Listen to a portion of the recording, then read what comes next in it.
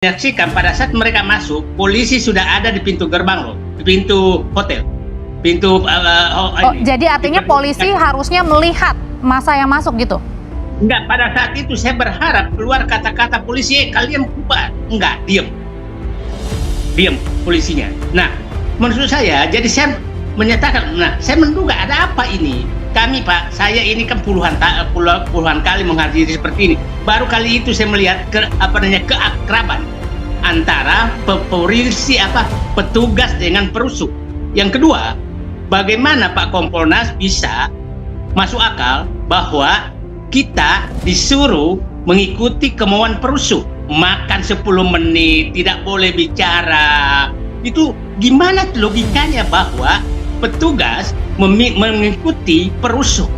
Baru kali ini kejadian. Jadi maksud saya ini sangat prinsip bahwa pelanggar hukum sangat diakomodir untuk diikuti keinginannya. Harusnya kalau polisi menyatakan mereka punya hak bicara, Anda nggak boleh ganggu, itu tidak keluar. Kami yang harus bubar. Itu yang menurut saya logika yang tidak masuk. Gimana tuh Pak Yusuf?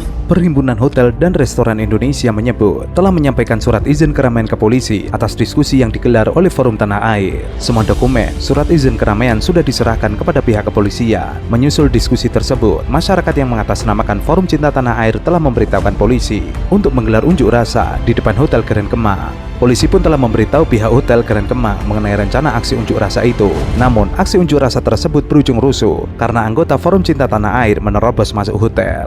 Hotel sebagai tempat penyelenggaraan diskusi sedianya merupakan ruang publik yang keberadaannya dijamin oleh undang-undang. Sebelumnya, kelompok yang mengatasnamakan Forum Cinta Tanah Air membubarkan diskusi yang digelar oleh Forum Tanah Air di Hotel Grand Kemang. Hal itulah yang kemudian memantai emosi warga Betawi asli Jakarta.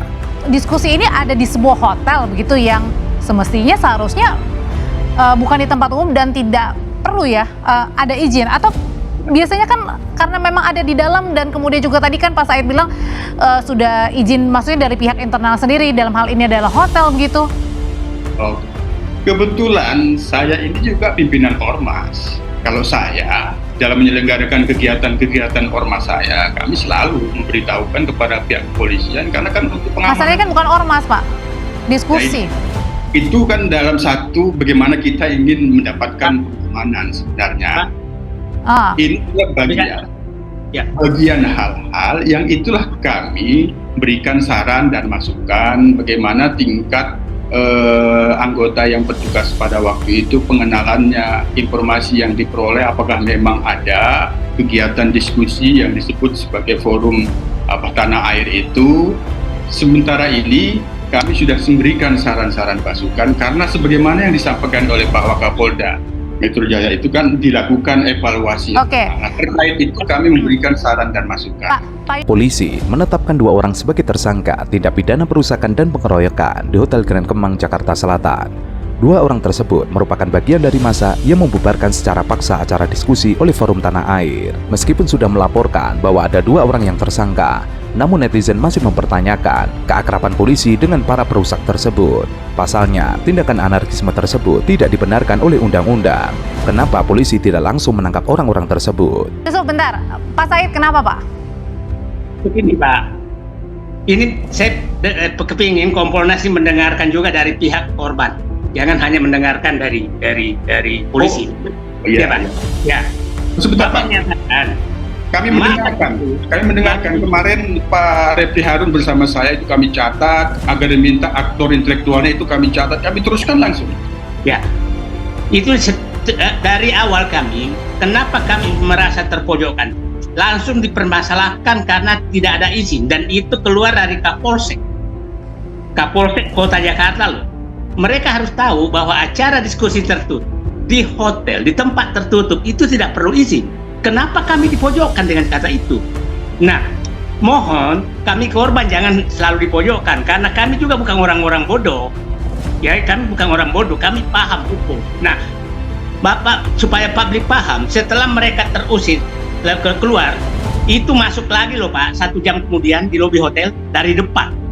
Polda Metro Jaya mengatakan Tim gabungan polisi telah menangkap 5 orang dari kejadian tersebut. Meski telah menangkap 5 orang, aksi pengeroyokan dan perusakan itu diperkirakan dilakukan oleh 30 orang. Mereka memasuki tempat diskusi secara paksa dan melakukan pemukulan terhadap 3 orang peserta diskusi hingga satpam hotel. Para pelaku kemudian menghancurkan proyektor meja, gelas, hingga banner yang digunakan dalam acara di ballroom hotel tersebut. Polisi akan menjerat tersangka dengan pasal 170 Kitab Undang-Undang Hukum Pidana yang mengatur soal pengeroyokan dan perusakan. Pasal tersebut mengancam pelaku dengan pidana penjara paling lama 5 tahun 6 bulan.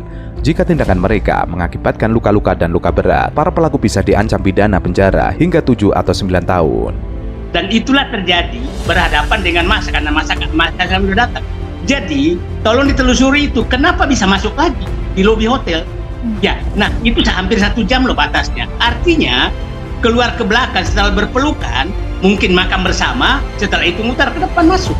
Nah, pantaskah kami tidak curiga, ya kan, bahwa ini ada keakraban berlebih antara perusuh dengan aparat, sehingga kami di dalam ruangan, kenapa kami disiksa kayak begini, AC mati, tidak boleh bicara, tidak harus bubar gitu loh Pak. Jadi itu menurut saya adalah fakta lapangan yang harus diungkap. Kenapa petugas menjadi juru bicara perusuh yang menekan kami gitu loh Pak. Itu harus diungkap. Nah, sehingga tidak salah kalau kami menduga bahwa yang mengorder ini pasti agak tinggi. Sebelumnya, aksi premanisme tersebut terjadi dalam diskusi dengan agenda silaturahim kebangsaan diaspora di luar negeri bersama tokoh dan aktivis nasional. Kegiatan itu akhirnya urung terselenggara karena aksi pembubaran paksa. Belum jelas apa alasan kelompok tersebut membuat kegaduhan di forum. Mantan Ketua Umum Muhammadiyah, Din Samsudin mengatakan kelompok itu sudah ada di depan Hotel Grand Kemang sejak pagi. Din menyampaikan di lokasi terdapat polisi yang sedang bertugas.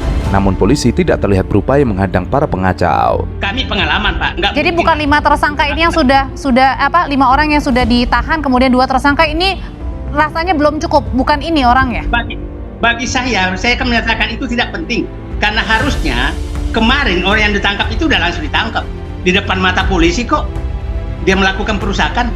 Kenapa menunggu viral dulu baru ditangkap? Itu kan tangkap tangan, dia merusak kok. Dia memukul orang.